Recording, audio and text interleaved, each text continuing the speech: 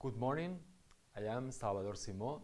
I am the Director of the Master in Social Entrepreneurship of the University of UVic, Universitat Central de Catalunya.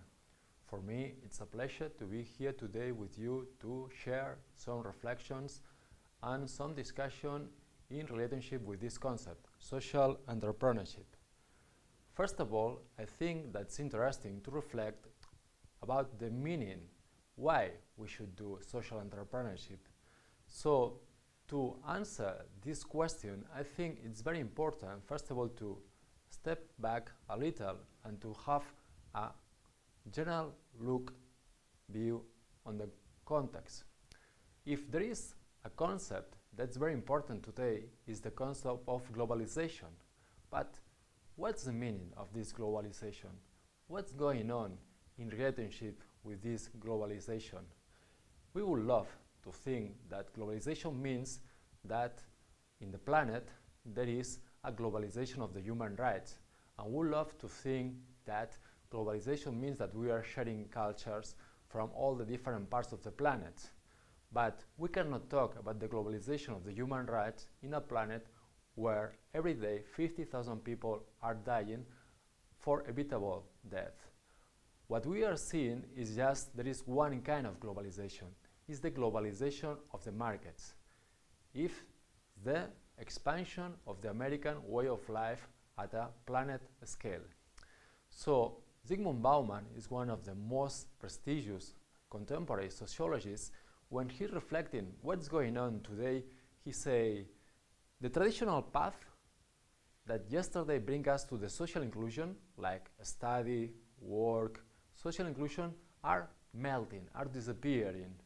Every time there is a higher separation between the politics and the real power. Before, the governments had real impact on their policies, on their well-being of the populations, but now this power is moving into a strange space, a flux space that's controlled by the big multinational industries. The public insurance, all the public guarantees that before yesterday were helping the citizens to deal with adversity are also disappearing. And nobody looks like to think in the longer way. It's like everything is for today. So we are not thinking what's going on to be tomorrow and after tomorrow. And the most important thing is that although all these things are contextual, it's on a macro level, all the responsibility finally it's falling down on the shoulders of the citizens. This image, it's from Dorothea Lines. It's a migrant woman from the last century in USA. I think it's a photo that could be contemporary. We are thinking, for example, what's going on with the refugees in Syria. Another thing that's makes us to think, and it's really something really important, is that we are cicatrization. There is a cicatrization of the problems, of the social problems. Something that it is a social problem, like somebody is losing the job and goes into depression, is just diagnosed as a mental health problem. And it's fair that we treat in the medical perspective, but we should also treat the social reason, the social origin of the problem, and we are not doing. We just label, okay, this man has a depression, he has anxiety, whatever, and we just give him pills. That's maybe part of the solution, but we need to go further, and we need to go of the source of the problem, that maybe is that this man has more than 40 years and he has not a job. So when we are talking about social entrepreneurship, one key concept is to create job. Why do we need to create a job? Because unemployment is spreading in our society. Unemployment, Bauman explains that it's changing also the meaning. Before, unemployment was a condition, temporary condition. It means that today I have no job, I am unemployed, but I have the expectancy that tomorrow I will work. But Bauman is saying this is really changing. This temporary condition is moving into a definitive condition. And at the same time, one problem is unemployment, but the second problem is the precarity of this employment, the bad conditions, how the workers every time are losing their working rights. So Ulrich Beck, another very interesting sociologist, is talking about the society of the risk. So this image from the skyscrapers in New York can reflect these ideas.